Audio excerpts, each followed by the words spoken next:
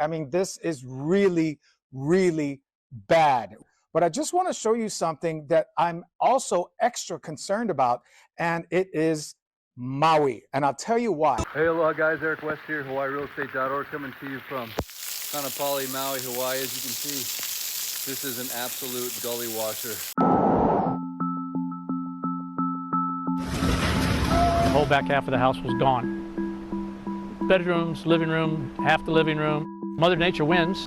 Never expected my whole house to disappear. There's nothing else we can do.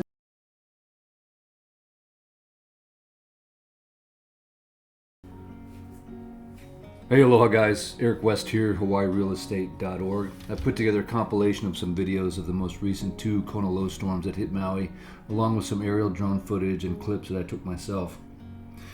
Basically, what happened is we've received 50 inches of rain in 2 storms in 10 days.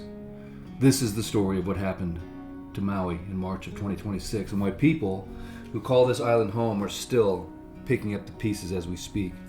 You know, most people have never heard the term Kona low. After this, you probably won't forget it.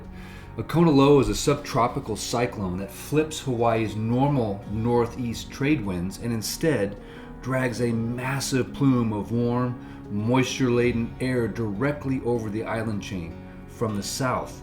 The winds that usually push weather systems past Maui, they totally stop working. The moisture stalls directly overhead, and then the rain just keeps coming. The first Kona low arrived March 10th and didn't let go until March 16th. Parts of Maui recorded 15 to 25 inches of rain, with some areas topping 30 inches. Wind gusts tore through up to 60 to 75 mile per hour range. When the National Weather Service tallied the numbers, Maui had received the highest rainfall totals of any island in the entire state. You know, we're not the biggest island, we're not the most populated, but man, I'm telling you what, we're absorbing more hits than I think any island in the world. And these rainfall totals were literally record-breaking. And after that first Kona low, the ground had nowhere left to put any more water. The first storm left behind a trail of destruction across South Maui, Iao Valley, Upper Kula, East Maui, and Lahaina. The roads were washed out, sinkholes were opened, water lines ruptured, and the crews were literally still mid-repair. Then on March 19th, the alerts started again, relentlessly, all day, all night long. A second Kona low, bearing down on an island that literally had no capacity left to absorb it. The National Weather Service issued the warning plainly. Because the ground was already completely saturated from the first storm, the threat of flash flooding, landslides, and falling trees was dramatically elevated.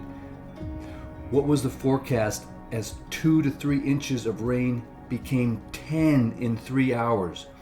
By March 21st, the National Weather Service had simultaneous flash flood warnings active for Maui, Molokai, and Lanai. Evacuation warnings were going across to Kihei, Iao Valley, Wailuku, and the west side. South and North Kihei Road were impassable at multiple points. The Pali Divide also shut down. The Hana Highway, the only road in and out of East Maui, was shut down to everyone except emergency vehicles. Iao Valley, one of the most sacred places in all of Hawaii, the valley where the Wailuku River cuts through the heart of the West Maui Mountains, was under evacuation warning as the river tore apart everything in its path. And then there's Lahaina. On March 14th, evacuation orders went out to the Waihikulī neighborhoods, communities directly below Kailai Aloha, because nearby retention basins were nearing capacity, sending fast-moving floodwaters towards the homes.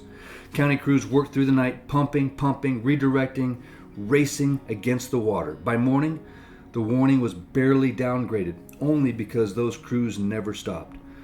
Then the second storm hit, and it happened again. On March 21st, MEMA upgraded the advisories back to full evacuation warnings for the Waihikulī areas. Retention basins, again, nearing capacity.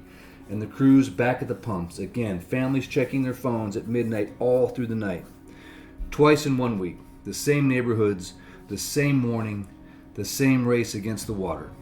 The scale of what this island absorbed in 10 days is incomprehensible and is still being tallied. Kula Hospital, the only hospital serving Maui's upcountry communities, took on extensive water damage and was forced to relocate 99 patients to other facilities. Governor Josh Green put the statewide damage estimate over $1 billion.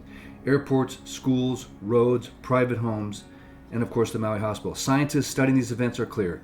The intensity and frequency of heavy rainfall in Hawaii has increased alongside human-caused climate change. This was not a fluke. This was not a once-in-a-generation event to be filed away and forgotten.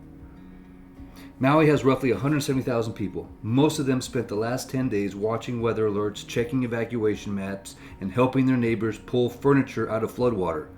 U.S. Congresswoman Jill Takota flew to Maui specifically so she could stand in the damage and make the case to FEMA in person. One of the most important things, she said, was for me to have boots on the ground.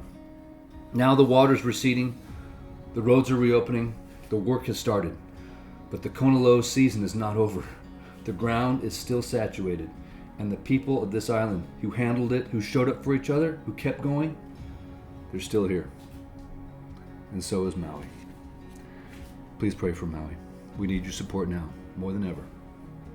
Much aloha.